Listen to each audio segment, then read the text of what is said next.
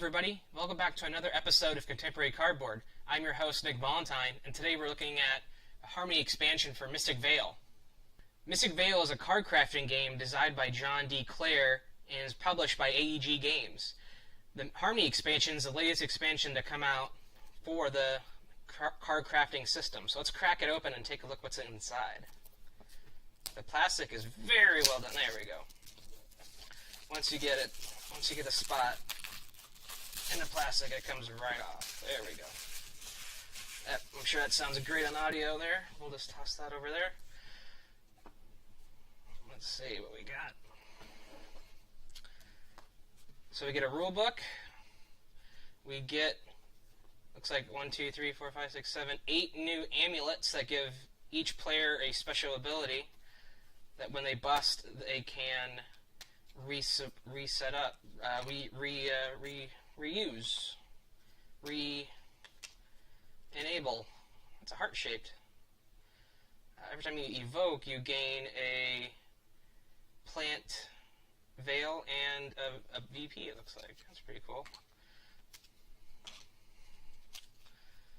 So there's all the amulets.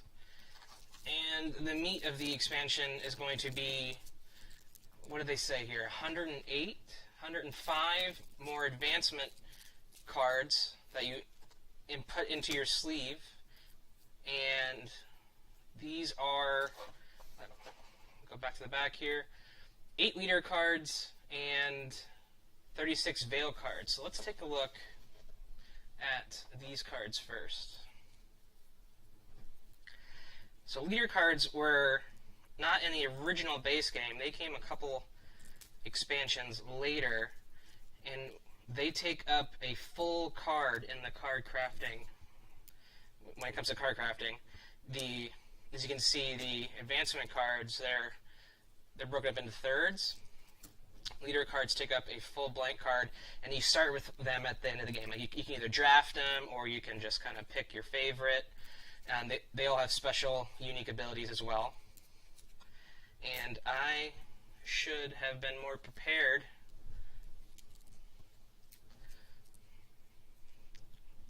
Ow! There we go.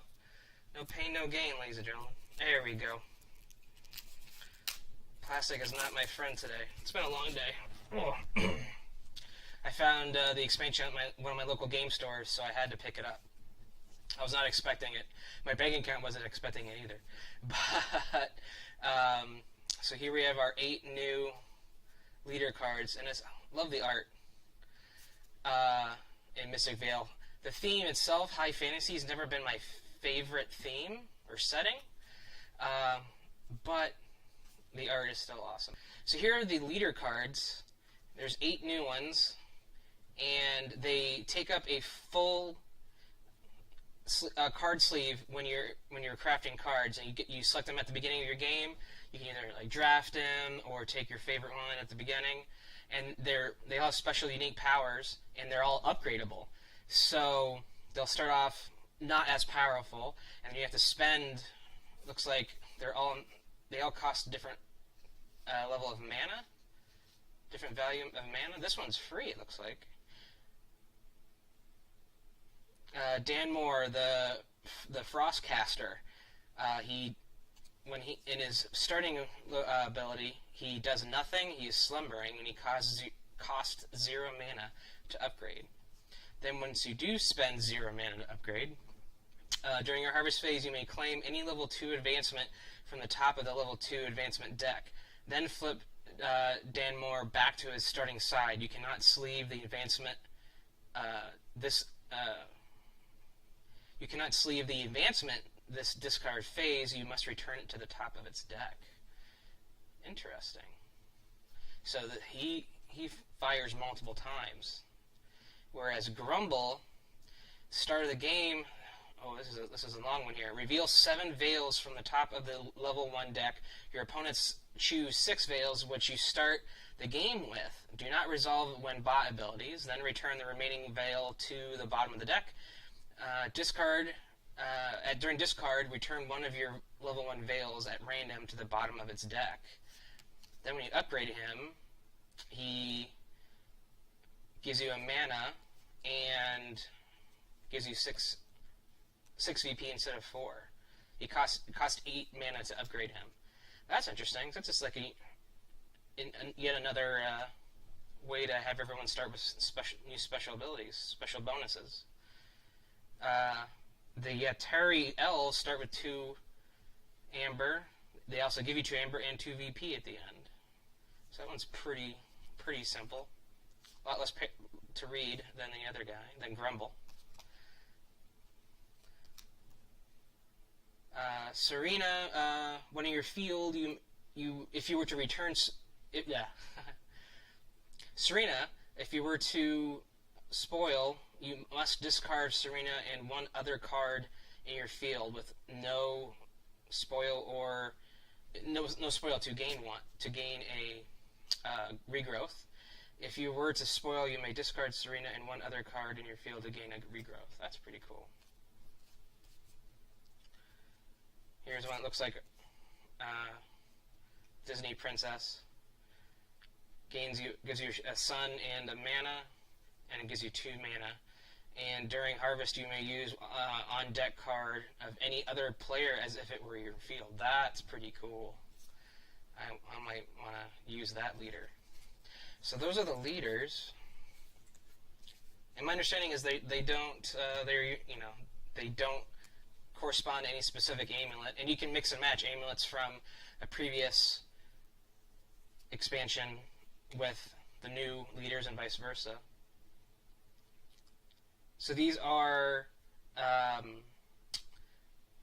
in the base game, everyone has a large mana disc, and it's an extra mana that you can add on top of the mana that you have in your field, and you can flip it over. You can exhaust it to get you 1 more extra mana to buy something you really want, and then when you bust, you get to turn it face up and have it available again. Some of the expansions, they give unique amulets that give you special abilities. Like during harvest, you can invoke this crystal to give you 3 mana, and then when you spoil, while on this side, you have 1 less mana to spend. Ooh, so that's kind of a double-edged sword on that one. That's pretty cool. And this Wooden Heart gives you a plant, veil, and a VP when you invoke it. And then when you spoil, you can flip it back up. So that just gives you a plant. This one gives you an animal. It's the exact same. And I'm sure there's one that gives you same thing with the sun, maybe? Or maybe that was in a different expansion that I don't recall. So those are the amulets, and those other ones have other cool special abilities as well. But let's get to the... Oh, actually, let's hold off. Let's go to the veils here. So, if you're not super familiar with the base game, or any of the expansions, you would spend these icons, and... Ooh, this one's you have to spend 2 sun and 2 mana, which I haven't seen before. Usually it's just either sun, animal, or plant, or wild veils to gain either special abilities, or this one's a straight VP. That's cool. That's cool. Stargazer Peak. So I think that's new. I don't think I remember seeing that before. And here's an end game ability. After you spend a plant, a sun, and a mana at the end of the game, if you are tied with the most total points, you win the game. That's a tiebreaker. That's cool. Mud Geyser. So here's an example of a wild. So a sun and any other veil icon. Some of them are duplicate.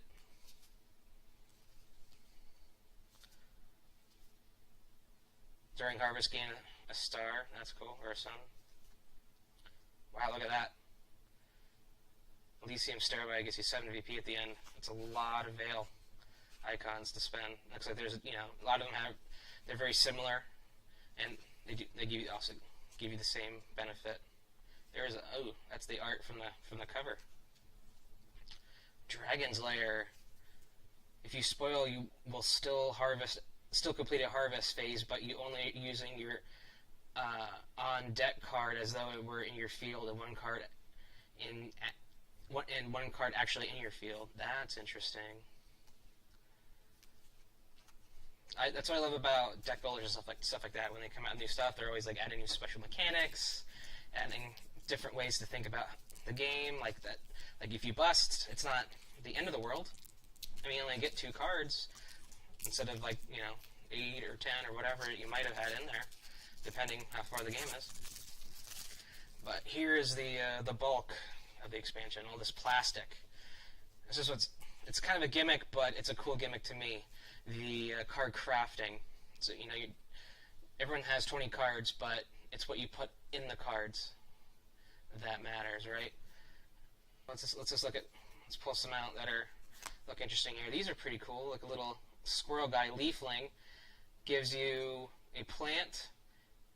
It costs 4 mana to buy. Gives you a plant, gives you a guardian, and then gain 1 mana for each guardian on this card. It's a cool little squirrel guy. And again, it's the same. You get 3 of each card, each advancement, 1 in each level, right? So there's the top one, middle one, bottom one, but they're all the same. Not always the case. Sometimes if it's a super powerful card, it might just be 1 or 2. Den Mother Bear. That's pretty cool. Cauldron of Bones gives you 2 extra mana, a spoil, and gives you a guardian as well. So you may be sleeved over a cursed land. Ooh, so that powers up your improves your cursed land. So normally you can't sleeve an advancement over an existing one. So here, this will make more sense here. So say I have this top advancement already sleeved in my card in the sleeve, I can't add a card over like that. There are some cards that break those rules that they're allowed to, right? And this Cauldron of Bones is one of them, and it kind of looks like a Sarlacc pit from Star Wars. That's pretty cool. Gaia's Blessing may be sleeved over a cursed land. That's pretty cool. I think that's a new mechanic for this expansion, sleeving over cursed lands. Gatewatch Century Knight. Greenville Descendant. Suncaster Ward. It's a 1 value. That's pretty cool. You don't see one that cost 1 very much. Say you could buy 2 expansions, right? Or two advancements.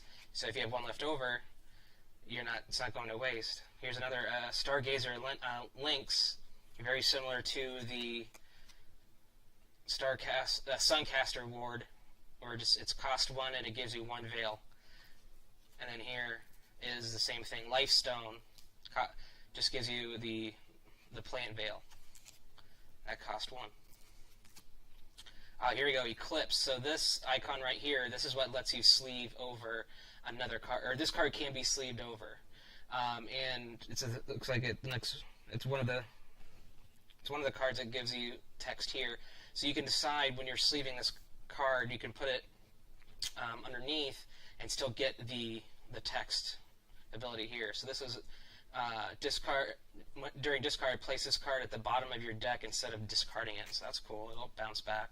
So other abilities that you've attached to that card can fire more often. Dragon Whelp. Sunrise Chorus. Cost 6. Gives you a regrowth, a sun, and a VP. Green Man. Gives you a growth, a plant, and a VP. Cost 6. Ooh, look at the griffin. Straight out of Harry Potter. Gives you a VP every time it comes out. Gives you a VP at the end of the game. Gives you a mana. Gives you an animal. Veil. Aurora Avery. I believe I'm saying that right. Sorry for butchering it. If I said it wrong. If I spoke it wrong. Come on, Nick. It's been a long day. Sorry. Gives you 2. Cost 5. Gives you a VP at the end. 2 mana. And when played, look at the top card of your deck. You may discard it. That's pretty cool. Cold Snap gives you a spoil.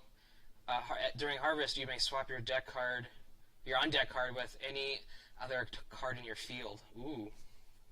So you can set up for the next turn. Totem Spirit. Gain a wild veil for each guardian on this card, and it gives you a guardian to start off. That's pretty cool. I really like the guardian mechanic. So you can really build an awesome card with your guardians. It's like every guardian icon you have, you get more abilities, and that's that one's a really cool one. consecrated boss cage. Boss catch? On your field once this turn, if you were to spoil, you may discard your on-deck card instead. Here's another Eclipse card. Let's see. May not be sleeved on a card with a cursed land. Ongoing. Cancel all spoil on this card. That's cool. I have seen cards that cancel all spoil on a card, or cancel spoil for each guardian. Similar to the guardian, like previous mentioned guardian mechanic. But this one is interesting. It has a sleeve restriction. That's new. That's new to me. Herd Caller. Gives you a mana, gives you an animal, and you may look at the bottom card of your deck. You may place it on your on-deck card or discard it. That's pretty cool. Some of them, they're kind of similar but different. They give you, one will give you a mana and the ability, or one will give you just the ability for cheaper. During harvest, you may buy +2 non-fertile soil advancements, and all advancements cost 1 less. That's cool. Oh, I like the art on this one. The Sun Shard Elemental. Cost 4, gives you 1 mana and 1 VP. Ongoing. Cancel 1 spoil on this card for each guardian on this card. Again, you get those guardians piling up. It becomes a very powerful card. And they kind of stick together. You just kind of break them apart. That's fine. And they all come with a special protecting, like a screen protector plastic on each of the cards. You can choose to peel those off. You can't really tell. You can totally read them fine. I prefer to take them all off, just peel them all off before I first play. But even the rulebook, they say you can keep them on or you can peel them off. Eventually, they will just peel off on their own. So I was like, peel them off before. That's his personal preference. Hall the Elders. When played, for each guardian on this card, you may shuffle any 1 card from the discard pile into your deck. That's cool. I want to play this expansion right away. This gives the Lingering Summer, gives you a spoil, gives you a sun. Harvest, gain 1 VP for every 2 cards in your field. That's pretty cool. And it gives you 2 VP at the end. Clan Council. Harvest, you may spend 4 mana to remove any other card in your field from the game. Ooh. You may spend 4 mana to remove any 1 card in your field from the game. So you can put a bunch of bad stuff in a card, or you can, to get rid of it, or you can purposefully keep a card blank and get rid of it, and then that's 1 less card that you have to shuffle through, so you'll get more cards sooner. That's interesting. Exalted Priestess. Look at that card. That's a pretty one. I'm sorry the reflections aren't the greatest here. For when it comes to looking at the cards here, I'll try and work on that in the future. But this gives you 2 VP every time it comes out in your field, and gives you 2 mana, and gives you 2 at the end of the game, and gives you a guardian, but it costs 8. That's a pretty expensive advancement. And each there's 3 levels of advancement. Again, if you haven't played the base game before, right below. So you got the cost of the advancement right below. It gives you the 1, 2, or 3 dots. It tells you what level each advancement card is, and price scales, and power. The power of the card scales as well, obviously. The Withering Bramble gives you 4 VP every time it comes out, but it also gives you a decay to try, kind of balances that out, right? It gives you a plant, gives you a guardian, and then while on your deck, you must push. Ooh, that's interesting. So you have to push, and it gives you 2 VP at the end of the game. That's cool. I haven't seen that before. So you must push your luck, which might bust you. And then if you bust, you would not get that 4 VP or the mana. So you want to have a card that negates. You want to sleeve that with that card that negates all decay on that card. So that's what's really cool. You want to try and make sure you get that advancement, right? Sacred Pledge, 3 VP every time it comes out. When bought, take 5 VP from the box and add it to add them to the VP pool. So that extends the game. That's interesting. So it only happens 1 time when you buy it. It could potentially happen 3 times in a game because there's 3 copies of the card. Because how the end game triggers is when the VP pool runs out, you finish the round and that's it. So this can increase the game playtime. Not by too much. 5 points isn't that much. Maybe it might get one more round, or maybe even half a round. If that were the case. Ballast. That's cool. I like that art. Gives you decay, gives you an animal, gives you 6 VP at the end, costs 7 to buy it. Look at this. Satyr Song. It's a little, what's that guy from Midsummer Night's Dream? Finn, I want to say. I feel bad not knowing that. Like that half lamb, half guy man character. That's what it looks like this card is representing. Gives you 3 VP. Sorry, gives you 3 mana, gives you a plant, and gives you 2 VP at the end. Oh, what?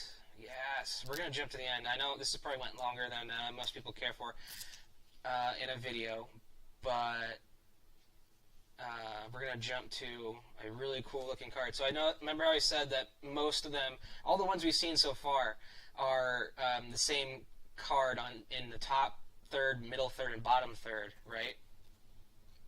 So look at this. These are themed together, these dragon cards. Oh, wow, I am definitely going to look at all these here. So we have an Elder Dragon. It takes up the top 2/3 of your advancement card. Or takes 2/3 of your sleeve here. Gives you 2 decay and an animal veil symbol. It gives you 6 VP at the end. During harvest, all other players reveal the bottom card of their deck. Choose 1 card and place it at the bottom of your deck. Remove the other cards from the game. What? That's nutso. So you were straight up taking other people's cards. It gives you 2 decay on 1 card. Again, try and find that card that negates other decay, all decay, right? And it's got to be the bottom 3rd card because, again, I'm just going to show you on this card, on this camera here. That is cool, and I love the art. Oh man! And so then here is Dragon Eggs, and it's only a bottom 3rd advancement card. And it says, during harvest, reveal the bottom card of your deck. You may add it to your field or return it to the bottom of the deck. That's pretty cool. And then this looks like it's the same art from the Elder Dragon, and it's just a middle level advancement. Legend of the Elder Dragon gives you an animal. Lets you also, this can be eclipsed, this card, and then during harvest, choose 1 card in each of your players' fields and place it at the bottom of their deck. Those players cannot push or spoil on their next turn. Choose 1 card in each player's field and place it at the bottom of their deck. Those players cannot push or spoil this turn. Oh. They cannot. Interesting. And that, again, so that card can actually go behind an advancement, and you still get the text that I just read. That's what the Eclipse ability is.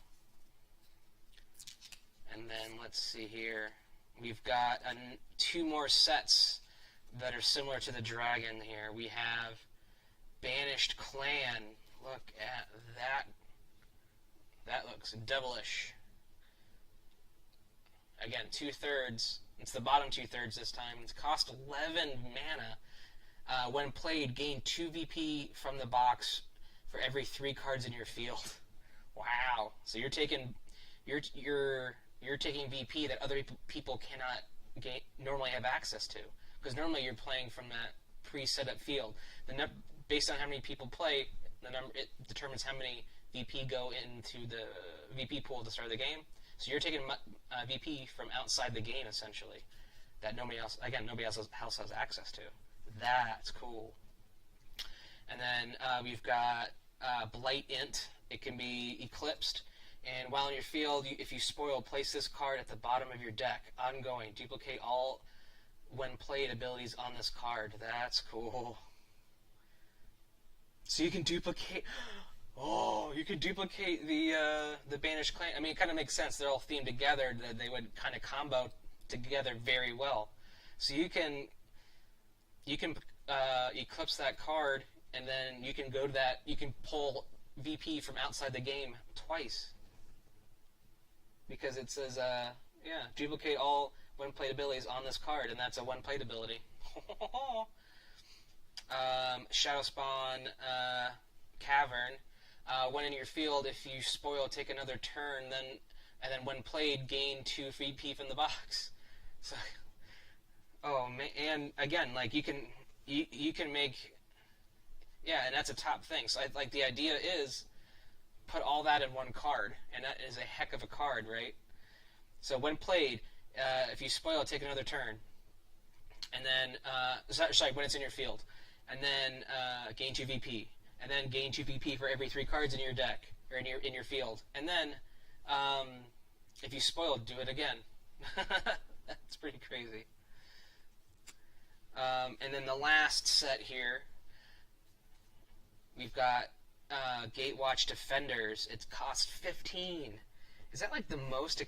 This is the most expensive card in this expansion, and in recent memory that I can think of. 15 mana. It gives you a sun. It gives you 8 VP at the end. It's a double advancement, top 2 there. When first revealed in the commons, add a 4th level 3 advancement to the buy in the commons. There will be 4 3-level advancements available to buy for the rest of the game. Oh, okay. So this just gives... It costs a lot because it gives you a lot of VP at the end, and it just gives you... So you only have so many... You can only have 3 cards out from each level in the purchase pool. When this comes out, when this arrives in the purchase pool, it adds a top tier level 3 advancement. That's new. That's different. And then here's a end game. This is Lineland Apex. Cost 8, and at the end game, this card is worth VP equal to the total cost of the advancements on the card divided by 3. Ooh, and these are so again, and that could be eclipsed. And Blightland Passageway, end of the game, double the VP from this card. So yeah, again, if you put all 3 of these bad boys on one card, and then at end game double the VP on it, that's 9. That's 18 points. That is nothing to sneeze at.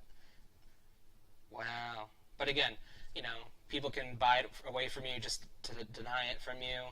It might never show up because of how the advancements shuffle, but the fact that all 3 of those are meant to combo together, that's pretty cool. I am very excited about this expansion. And again, I was just very surprised when I found it in the local game store. I was like, this is an insta-buy, because I love my Mystic Vale.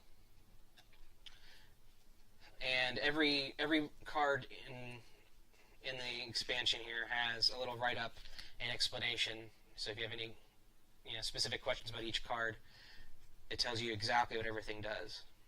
And again, once you see a card once or twice, you'll what they'll do. You won't be referencing it that much.